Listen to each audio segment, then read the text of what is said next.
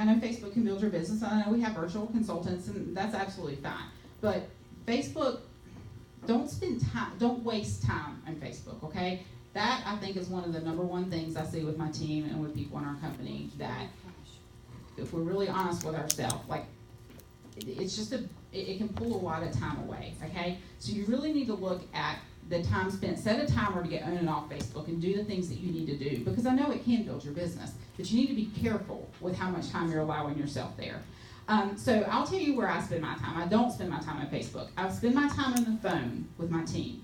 I spend my time with my customers. I spend my time at live shows. And I'm not saying there's anything wrong with virtual shows. You can also spend time with customers doing that. I'm just telling you where I spend my time.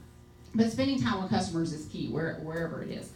So I spend my time at live shows, at my shows with my customers, at shows with my team members, at meetings, at recipe nights, coaching team members on the phone, working with my team in small networking groups, working with my team one-on-one.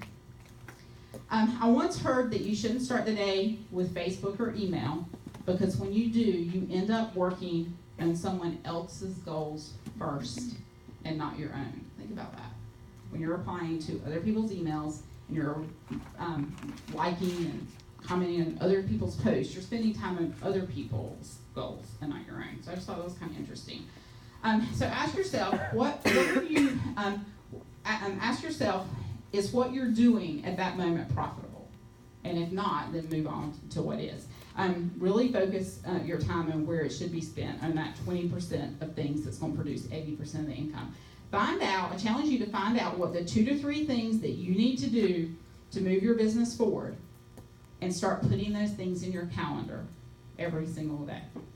And what do I mean by this? I'm really looking at building my personal team really big this year, and shifting my focus to my personal team, and seeing some major growth in my personal team, so we can, one, have that bigger pool to promote, to be able to promote directors. So one thing that I'm putting more time in my calendar for, by really looking at what is the activity that's going to produce the results and the income and the growth that I want, is scheduling 3-way interviews.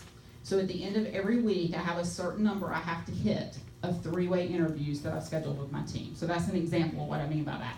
Find out what those top 2 to 3 specific activities are going to be. And shows is a really good activity there, okay? To know, how many of those you need to have each week. But find out what those top 2 to 3 things are. Put them in your calendar every single week. And don't close the week without doing those things. That's what's going to propel your business forward. And make growth part of your agenda every day. You do something that is growing your business every single day.